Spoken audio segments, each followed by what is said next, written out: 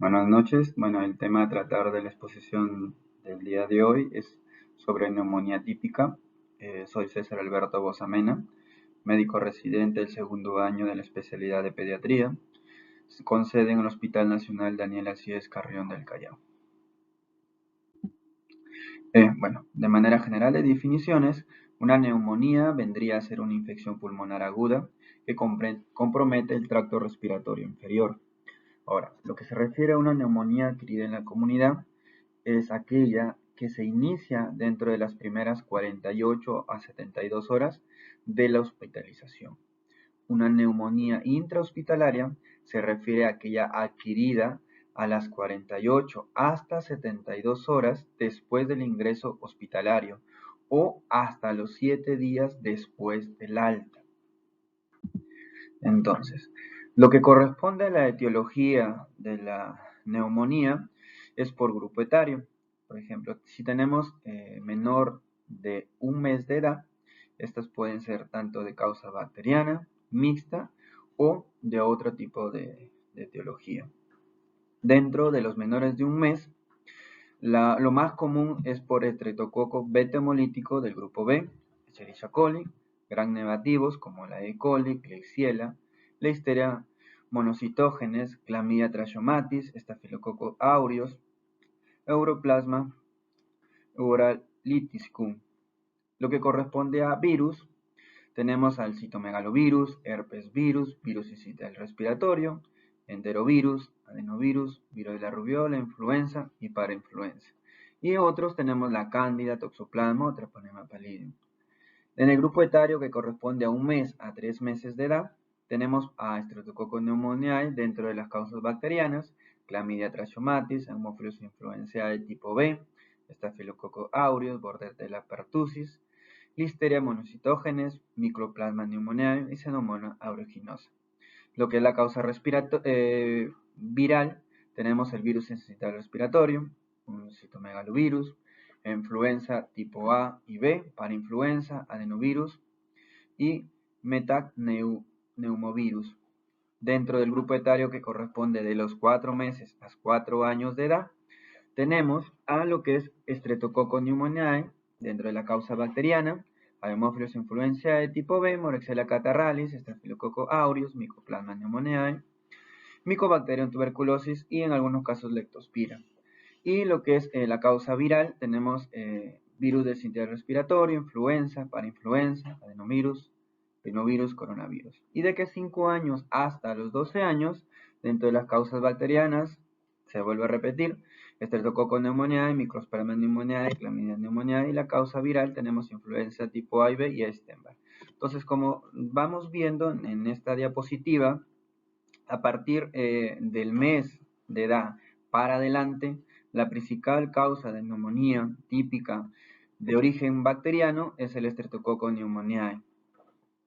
Y de la causa viral tenemos el virus sincitial respiratorio, influenza o parainfluenza. Ahora, con los aspectos epidemiológicos, según un estudio de neumonía que se hizo acá en Perú en el año 2018, de los casos reportados en ese año, se reportó que dentro del grupo etario menor a 1 año se reportaron 11.794, que representaba el 32.5%, dando un índice acumulado de 210.4 por cada 10.000 habitantes.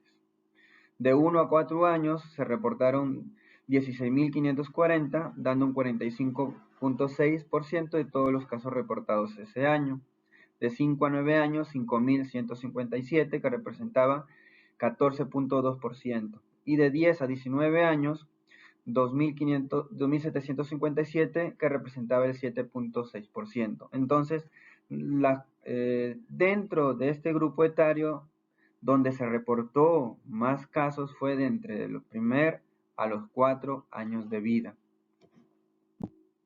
Ahora, ¿cuáles son los factores de riesgo para que los pacientes pediátricos tengan neumonía? Entonces tenemos factores ambientales, factores hereditarios y genéticos, estilos de vida e higiene, y en algunos casos de las neumonías graves, ¿cuáles son otros factores de riesgo? Por ejemplo, dentro del cuadro del medio ambiente tenemos si el paciente vive o no en hacinamiento, si es un, digamos, si tiene un familiar que tiene uso de tabaco, entonces sería un tabaquismo pasivo, o si hay exposición a contaminantes ambientales, como por ejemplo vivir en una casa donde no tengan gas y no cocinen con leña, por ejemplo, como tenemos muchos casos en la sierra. Factores hereditarios y genéticos, tenemos las inmunodeficiencias, si el paciente presenta o no fibrosis quística, discinesia axilar primaria, lo que corresponde al estilo de vida e higiene. Por ejemplo, tenemos una ausencia de lactancia materna exclusiva, la cual debe ser hasta los 6 meses de edad.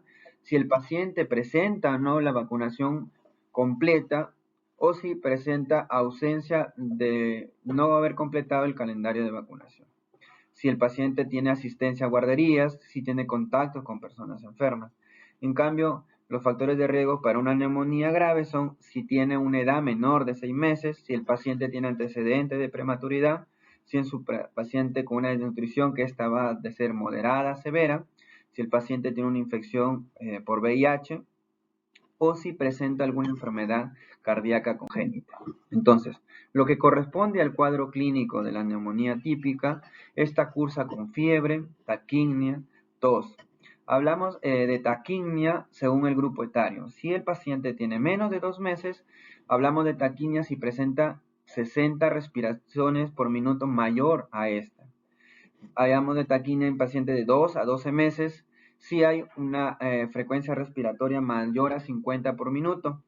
Si es de 1 a 5 años, mayor o igual a 40 por minuto. Y si es mayor de 5 años hasta los 12 años, hablamos de taquimia cuando el paciente presenta más de 20 respiraciones por minuto.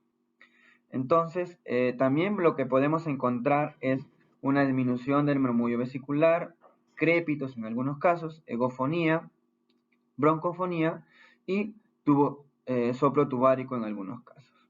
Ahora, si el paciente presenta hipoxemia y más esfuerzo respiratorio, estos son signos mucho más específicos que nos harían pensar en una neumonía. Ahora, ¿cuándo nosotros sospechamos de una neumonía viral para poder diferenciarlo de una neumonía bacteriana? Muy aparte de presentar síntomas que he mencionado en la diapositiva anterior, el paciente inicia con una infección respiratoria alta, que esto va a ser un cuadro catarral, en algunos casos va a haber evidencia de conjuntivitis y en algunos casos el paciente va a presentar diarrea. Entonces, si presenta alguno de estos síntomas, yo voy a tener una alta sospecha de que el paciente presente una neumonía viral. También que vamos a encontrar una dificultad respiratoria marcada, en algunos casos cianosis central y o apnea intermitente, dificultad para beber o lactar, o en algunos casos vómitos frecuentes, alteración del estadio del sensorio, convulsiones. Ahora, también lo importante de medir la saturación en estos pacientes. Entonces, también hablamos de saturación si el paciente presenta menor o igual del 92%, si nos encontramos a menos de 2.500 metros sobre el nivel del mar. Hablamos que el paciente desatura si presenta menor o igual de 85% cuando el paciente se encuentra viviendo en una localidad que esté a más de 2.500 metros sobre el nivel del mar. Ahora, en todo paciente neonato, la neumonía se debe considerar como grave. En todo paciente neonato, hablamos del paciente hasta los 29 días de vida. Diagnósticos. Aparte de, ya hice mi paciente, lo examiné, hice mi examen físico, entonces dentro de los diagnósticos yo tengo que ver si el paciente presenta o no criterios para ser hospitalizado. Dentro de estos criterios hablamos si hay una desaturación, es decir, si el paciente está viviendo a menos de 2.500 sobre el nivel del mar, yo si evidencio saturación menor o igual del 92%, eso es un criterio de hospitalización. Si el paciente vive en una localidad a más de 2.500 sobre el nivel del mar, si el paciente presenta una saturación menor del 85%, este paciente está desaturando. Si hay evidencia de cianosis, si es un paciente menor de 6 meses, debemos considerar como una neumonía grave.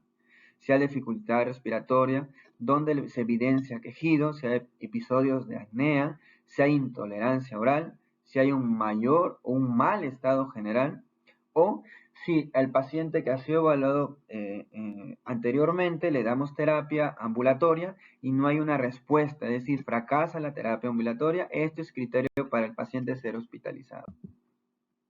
¿Qué exámenes auxiliares yo voy a pedir en estos pacientes?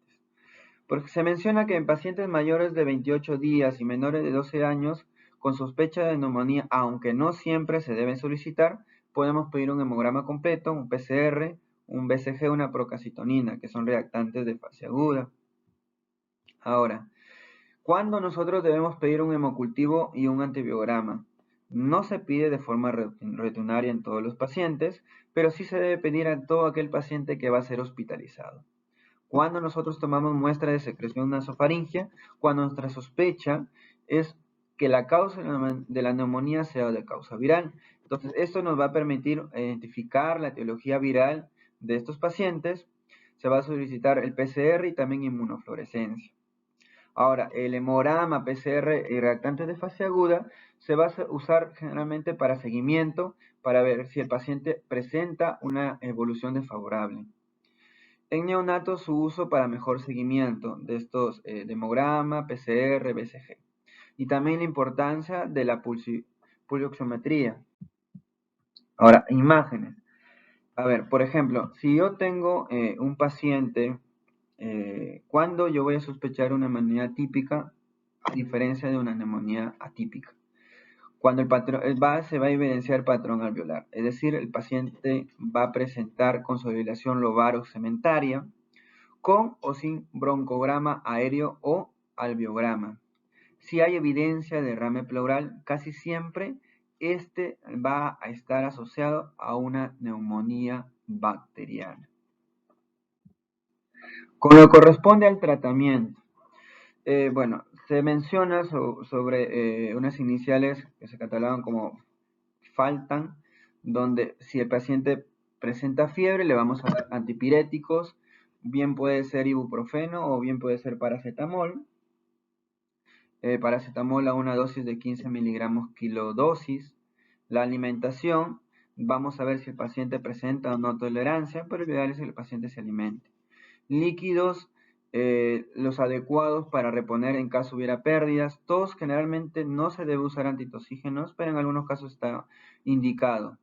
También vigilar signos de alarma y si el paciente presenta bastante secreción, limpieza de la vía aérea superior a través de la permeabilización de fosas nasales. También debemos dar soporte hidroelectrolítico, oxigenoterapia, si en caso requiera, tenemos un paciente que desatura, se le va a dar oxígeno suplementario y terapia antibiótica si mi sospecha es alta de que esta sea de causa bacteriana. Si mi sospecha es que el paciente presenta neumonía bacteriana, de primera línea el antibiótico que se va a usar es amoxicilina a una dosis de 90 miligramos kilodía, vía oral dividido cada 8 horas. Y en segunda medida o de segunda línea el cloranfenicol, 50 miligramos kilodía, vía oral dividida en 6 horas a una dosis máxima de 4 gramos día. La duración del tratamiento es de 7 días hasta 10 generalmente. Estos son para los pacientes que se le va a dar tratamiento ambulatorio, para los pacientes que realizan su serum, este es el tratamiento que se le va a dar. Ahora, la dosis de paracetamol que mencioné. ¿Cuáles son las complicaciones que yo puedo tener en estos pacientes? Si mi paciente, generalmente las complicaciones se dan cuando presentamos una neumonía bacteriana. Las complicaciones presentes van a ser un derrame pleural paraneumónico, en algunos casos será sexo pulmonar, neumotoras, empiema, neumonía necrotizante o neumatocele. Ahora, ¿cuáles son? Según la guía del Ministerio de Salud, cuando yo voy a referir a un paciente que estoy atendiendo en un centro de salud de atención primaria, si el paciente desatura, si el paciente presenta cianosis, si es un lactante menor de 6 meses, si hay evidencia de dificultad respiratoria, hay quejido, apnea, intolerancia oral, un mal estado general o fracaso de la terapia ambulatoria, que son criterios para hospitalizar. Bueno, a manera de conclusión, debemos recordar que la neumonía típica es una de las principales patologías respiratorias que se atienden a nivel de atención primaria.